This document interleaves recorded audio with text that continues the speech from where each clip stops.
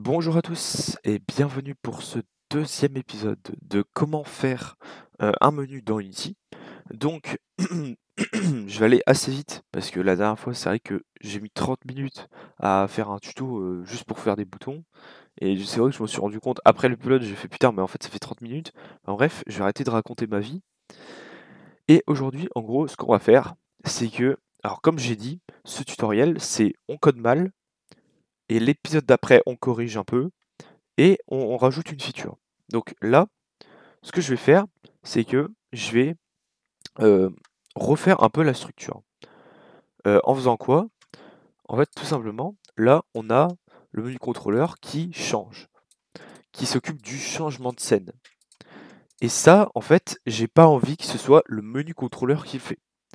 En fait, je veux que le menu contrôleur, en tout cas ça c'est ma vision de ce que moi je veux faire là pour ce menu, c'est que le menu contrôleur soit dans une scène, et que dans chaque scène il y aura un menu contrôleur, donc ça sera soit un menu pause, soit un menu principal, et du coup, euh, ce menu sert juste à faire le lien entre les boutons, enfin les inputs, tout ce qui est boutons et tout, et la logique, c'est-à-dire les paramètres de jeu, entrer dans une scène, etc. Mais que c'est pas lui qui fait la logique. C'est juste le lien. Et donc, du coup, à qui revient la responsabilité de changer de scène? Pour moi, elle revient au Game Manager. Donc, tout simplement, nous allons créer un Game Manager. Tac. Donc, merde. Ah, attendez, paf, ça va dégager. Tac. Donc, ce Game Manager, il sera Game Manager, il sera donc en donc ça sera un script singleton. Donc qu'est-ce qu'un singleton? Je ferai une vidéo spécifique sur les singletons, mais en gros pour faire très très très très très très simple, c'est un script qui est accessible facilement par tout le monde et il y en a que un en fait, c'est single, donc il y en a que un en fait. Donc c'est simple pour stocker des données, etc. en fait. Mais bon, après, ça vient casser le paradigme objet. Enfin bref, on s'en fout. Mais enfin pour l'instant en tout cas. Mais bon, du coup, le game manager souvent est en singleton. Enfin même en vrai, c'est tout le temps en singleton. Comment on fait un singleton? Public statique, game manager, instance. Alors, vous avez sûrement dû péter un câble quand j'ai mis public, mais non, en fait, je vais mettre un private set get. En gros, ça veut dire que la responsabilité de set, enfin donc de définir la valeur, revient uniquement à la classe GameManager, mais que tout le monde peut le get. Donc ça évite de faire une fonction getInstance, c'est plus rapide. Maintenant public, non, private. Ah oui c'est vrai, il faut juste marquer awake, voilà. Awake. Merde. Alors if, donc instance différent égal de nul. Donc ça veut dire s'il y a déjà une instance, qu'est-ce qu'on fait? Bah on destroy le script et, et on return. C'est-à-dire on arrête. Sinon, parce que du coup, si on return pas, bah, ça veut dire qu'on continue. Sinon, instance est égal à 10. C'est-à-dire qu'on est à l'instance. Et on don't destroy unload this, 10 GameObject. Voilà. Voilà. Ceci est le singleton. Donc, ça veut dire qu'en fait, là, je peux juste faire GameManager.instance. Voilà. Et je récupère ça, donc le script. Au lieu de faire un find object ou je sais pas quoi. Bref. Ici, donc, on va créer deux void. Donc les change scene. Ici, on met le scene management. Tac. Moi, je vais assez vite parce que là, ça me semble quand même, j'ai pas trop besoin d'expliquer. Enfin, ici, du coup, on ne gère plus ça. Et ici, Chunsin, c'est donc maintenant dans le game manager, ce qu'on va faire. Donc ici, donc ce qu'on va faire, c'est qu'on va mettre ah oui, une void start du coup. Putain, je me suis perdu parce que j'ai fait une petite pause entre deux. Donc, private game manager, on va appeler manager, j'aime bien l'appeler manager. Hop, manager.quite. Tac, et ici, Chunsin, manager.chunsin. Merde. Chunsin, putain. Point Chunsin. Sendname. Voilà. Vous allez me dire à quoi ça sert de faire ça. Donc de faire que ça, on le fout dans le game manager, et que ça, on le met. En fait, on fait un accès finalement, en fait, on change rien. Alors que là, ça fait exactement la même chose. Ouais, hop. Quoique, attends, ça va pas marcher parce que j'ai pas défini le game manager, donc start. C'est important de le mettre dans la void start, la définition du game manager, parce que là, ça, on le définit dans le wake, et du coup, si on cherche dans le wake en première ligne, ici, en fait, ça peut ne pas fonctionner. En fait, vous pouvez le mettre dans le wake, mais en faisant des trucs spéciaux. Donc, faut être sûr que cet awake se joue après cet awake là. Tandis que si vous le mettez dans le start, vous êtes sûr à 100% de trouver l'instance. Hop, donc manager est égal à game manager.instance. Voilà. Et donc ici, tac.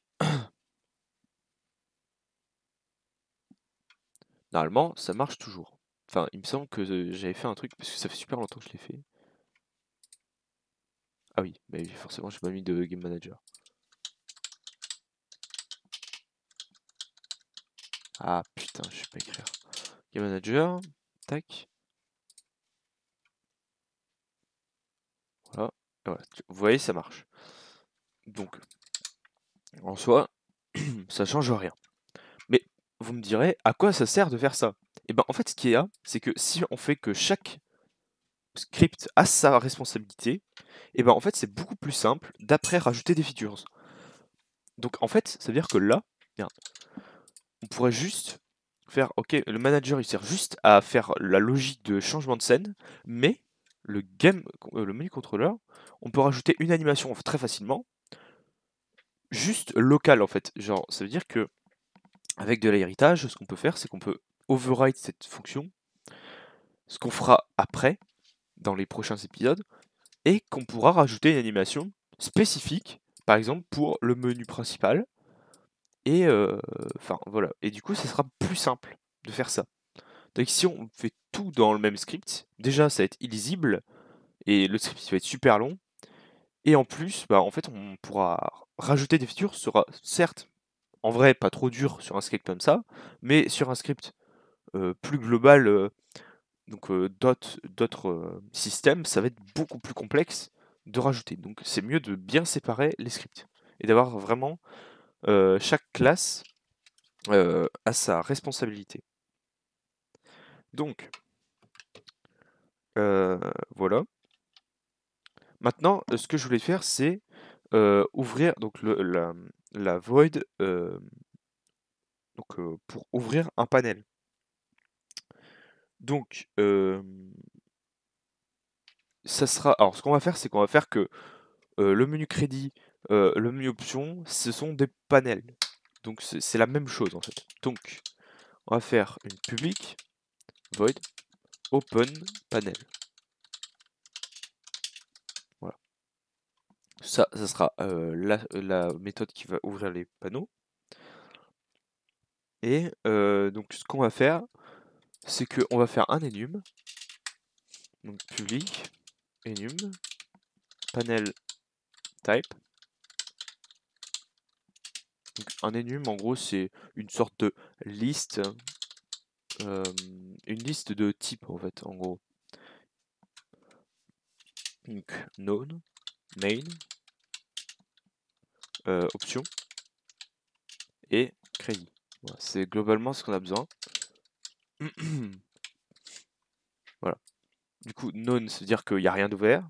Main, ça veut dire qu'il y a juste le truc principal. Option, le menu d'options. Et au crédit, le crédit.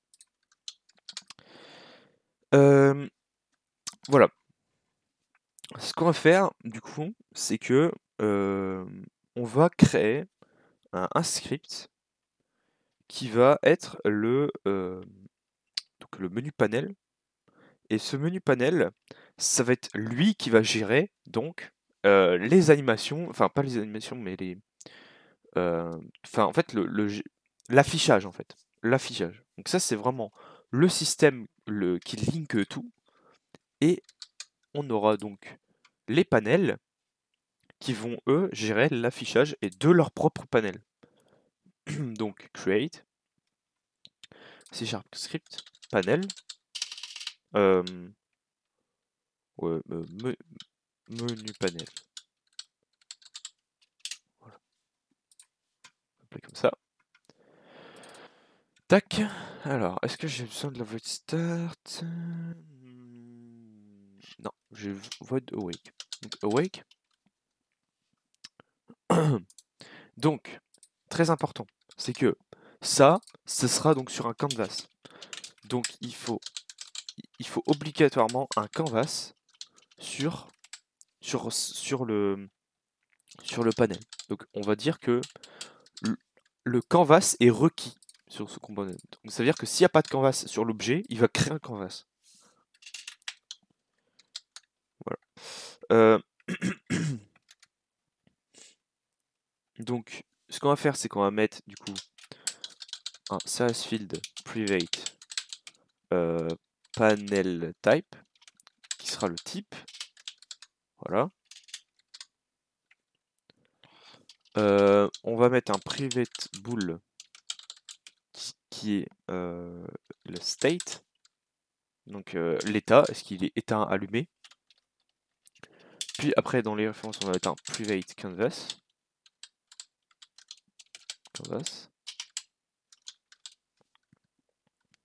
Et c'est tout.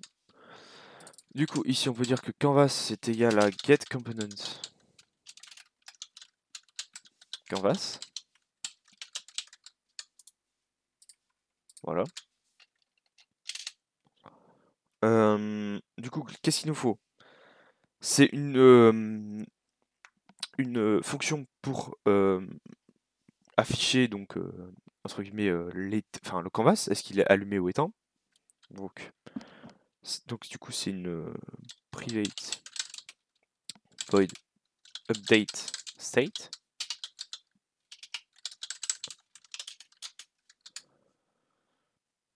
Donc du coup là ce sera canvas.enabled est égal à state. Alors pour l'instant il n'y a pas d'animation, mais plus tard on pourra du coup modifier cette fonction et mettre une animation. Change state. Oui, il faut une change state. Donc ça c'est pour changer d'état. Donc state est égal à différent de state. En gros c'est quand on applique cette fonction, si c'est true ça devient false, et si c'est false ça devient true. Et donc qu'est-ce qu'on fait quand on fait ça? On update. Voilà.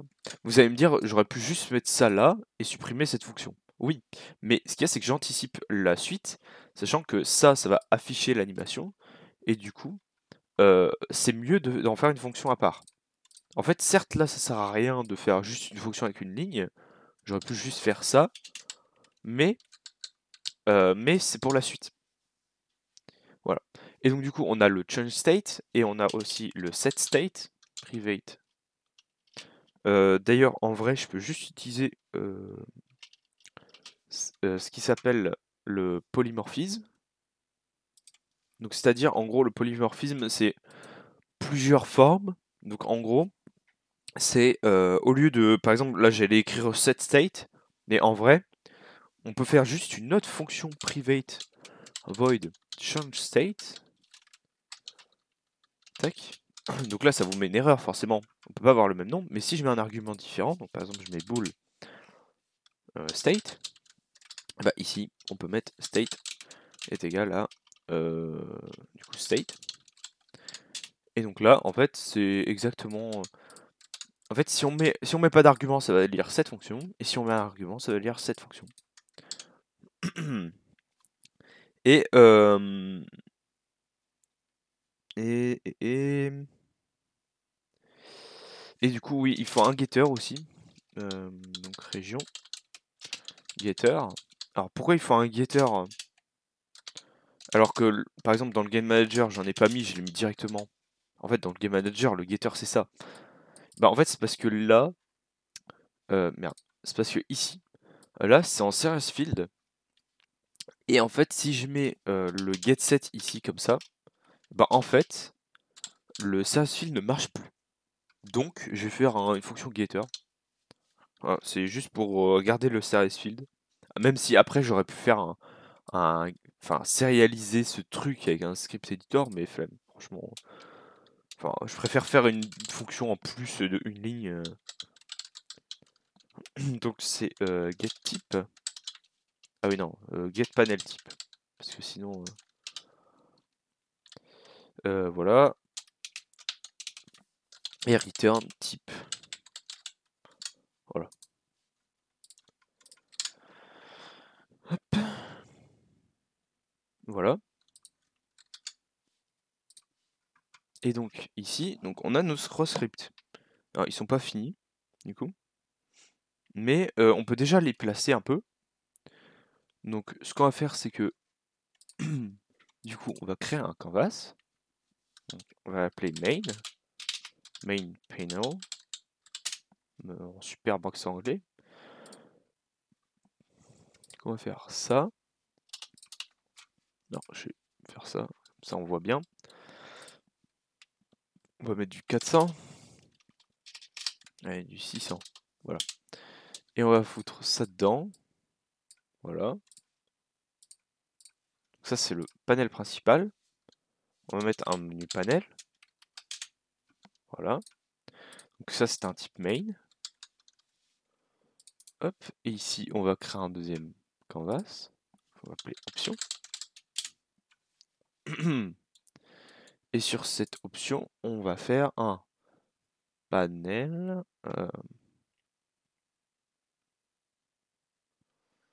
Oui. Voilà. Option panel. Et donc ça, enfin non, même si en vrai le canvas, j'aurais pu le. Ouais, je peux déjà le scale ici en fait, je suis con. C'est une position fixe.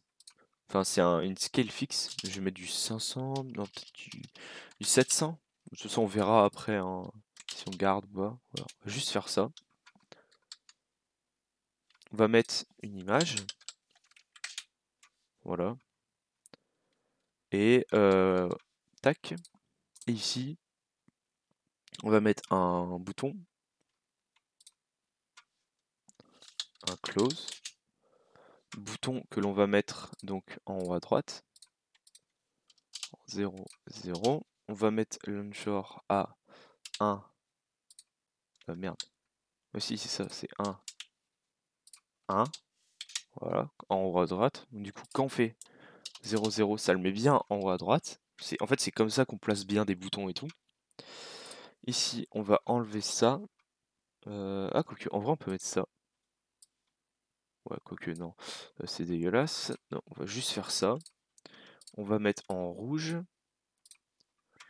Et on va mettre, non pas du 30, mais du 60. 60 sur 60. Et ici, on va non pas mettre du texte, on va mettre une image. Voilà. Bon, là, c'est juste de la déco. Donc, cross. Voilà. Qu'on va. Tac. Voilà. Et du coup. euh, Tac. Voilà. Ah. Elle est un peu dégueulasse.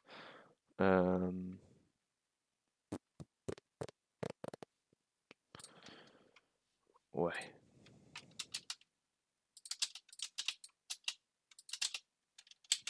Elle est un peu dégueulasse. Quoique. Ouais, non, en vrai, ça se voit pas. Bon, on s'en fout. Allez hop. Voilà. Donc, sur ce bouton. euh, donc, ici. Non, ici, on va mettre. Donc, le canvas scaler, on s'en fout. Et ici, on va mettre du coup un menu panel. Type option. Voilà. Et ici, on va mettre du coup un. Ah oui, j'ai pas mis aussi. J'ai pas mis. Le truc, c'est qu'avant, on mettait directement les boutons sur les trucs. Et en fait, la fonction, elle venait directement ici, sur le menu contrôleur. Ce qu'on va faire, c'est vrai que j'ai oublié de le faire. Attends, est-ce que. Oui, voilà. Ce qu'on va faire, c'est qu'on va faire un Open Panel Button. Merde, j'ai oublié. Open Panel Button. Voilà. Tac. Open Panel Button. Et ici, du coup, il nous faut donc un service field private panel type.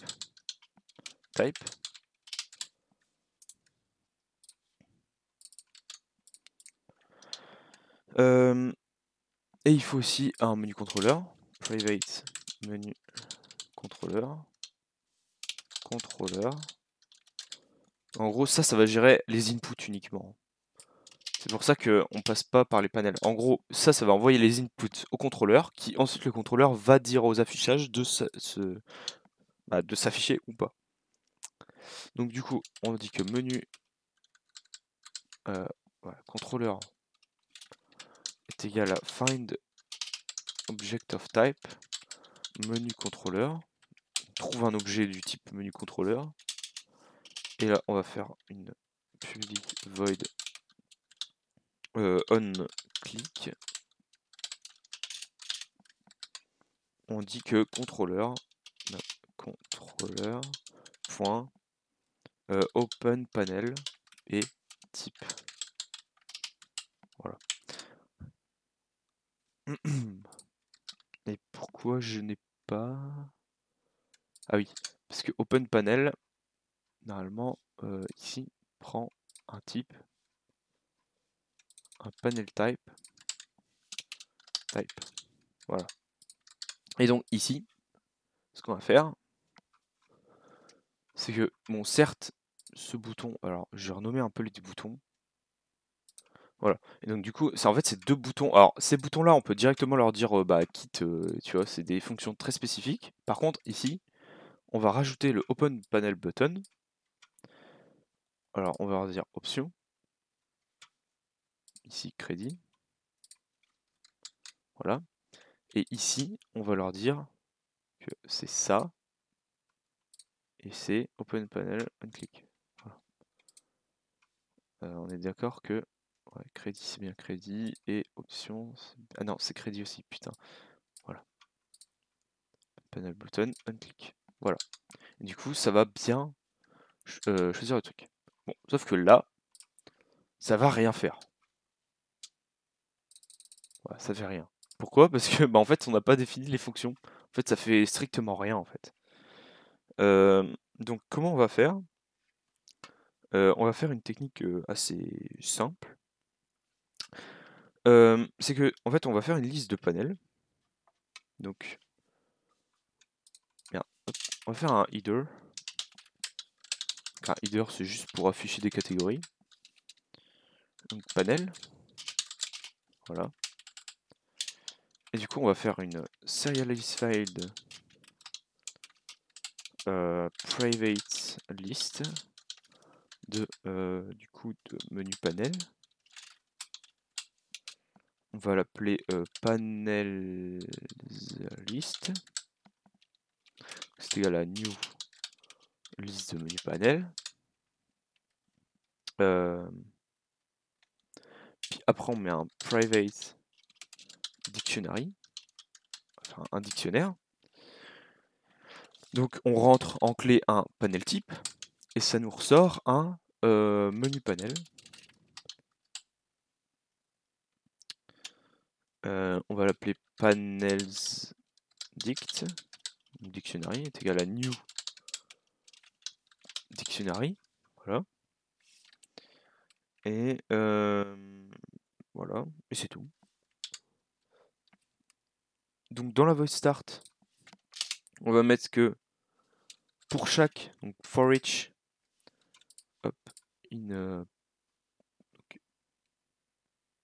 donc pour chaque item, donc panel in panel list,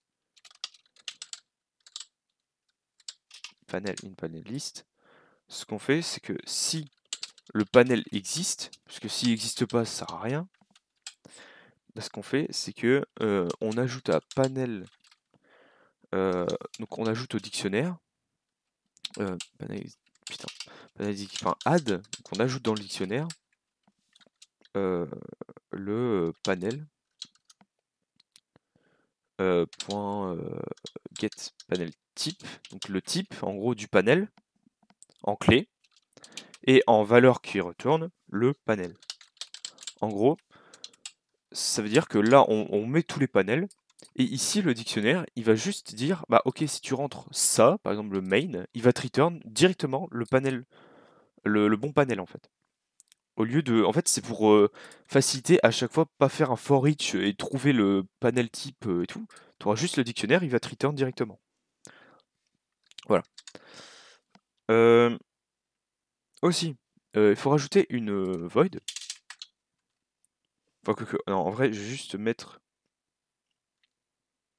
ouais, une void, donc une private void. C'est open one panel. Parce qu'en fait, le truc, c'est ce qu'on veut, c'est que en fait, ça ouvre un seul panel. C'est-à-dire que ça ouvre l'option, mais ça ferme le menu principal, enfin le fond en fait. Donc, ce qu'on va faire, c'est que for each, merde, for each, panel, donc pour tous les panels en fait. Une panel list. Ce qu'on fait, c'est qu'on les met tous à false. Non, c'est point change. Ah putain, merde, c'est quoi? Ah merde, je l'ai mis en. Faut forcément le mettre en public. Voilà. Panel.change state. Et donc là, on met false. Donc on définit, vous voyez, en fait, le polymorphisme, c'est ça. Voilà. Donc là, on peut mettre false. Donc ça va mettre à false. D'ailleurs, en fait, on peut l'écrire en ligne. Hein. Voilà, merde. Le for each, c'est comme un if. On peut l'écrire en ligne, comme ça. Voilà. Ça nous fait gagner de la place. Et voilà. Et après, on met if. Donc le type, c'est différent de donc panel type.none. Ce qu'on fait, c'est que panel, donc le dictionnaire de panel, on recherche donc le type. Voilà. Et donc on met en clé le type. Et ce qu'on met, c'est que on fait point change state true. Voilà. Et donc du coup, si c'est none, bah ça va pas faire cette ligne et du coup ça va tout désactiver. Et ici, ce qu'on met, donc ça c'est en private et ça c'est en public. Et du coup ici, on met open one panel et on met le type. Voilà. Et normalement, ça marche. Et donc ici, ce qu'on met, c'est qu'on fait un open one panel. Et en fait, le menu, en fait, le truc ici, là, c'est juste un open panel. En fait, c'est juste un truc qui ouvre un panel, mais qui ouvre, hop, donc on clique, qui ouvre le panel main. En fait, la croix, c'est juste un truc qui ouvre le panel main. Voilà. Et ah oui, aussi en void start, c'est que c'est comme c'est le menu principal, bah on met open one panel, et là on met panel type.main. Voilà. Donc maintenant, il va falloir définir tout ça. Est-ce que... Ah putain, 30 minutes de tuto. Mais au moins, l'architecture est bien faite. Voilà. Donc maintenant, on va rajouter donc 2 panels. En fait, c'est simple. C'est donc ces trucs-là. Merde. Voilà. Et c'est tout. Tac. Normalement, là, ça va marcher. Voilà. Donc là, bon, toujours. Attendez, ça marche pas, c'est quoi le bordel? Ah oui, attends. Merde. Pourquoi ça marche pas? Hmm,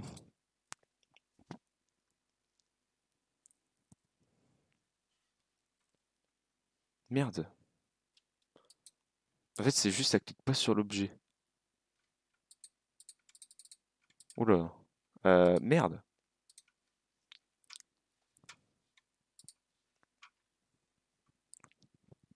Hmm.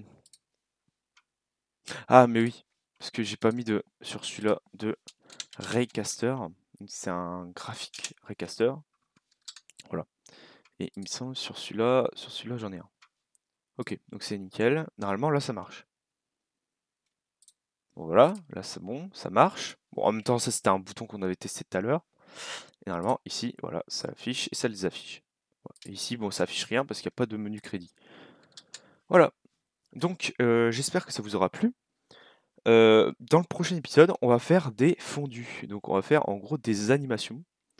Euh, et en fait, ce qui est bien, c'est que là, comme on a bien codé, entre guillemets, enfin mieux que la dernière fois en tout cas, enfin en même temps c'était pas dur, ce qu'il y a, c'est que on pourra rajouter facilement des choses. Voilà, donc j'espère que ça vous aura plu. N'hésitez pas à vous exprimer que c'est en pouce bleu, pouce rouge ou en commentaire. Et je vous dis à la prochaine pour un nouveau tutoriel. Et je vous dis salut à tous.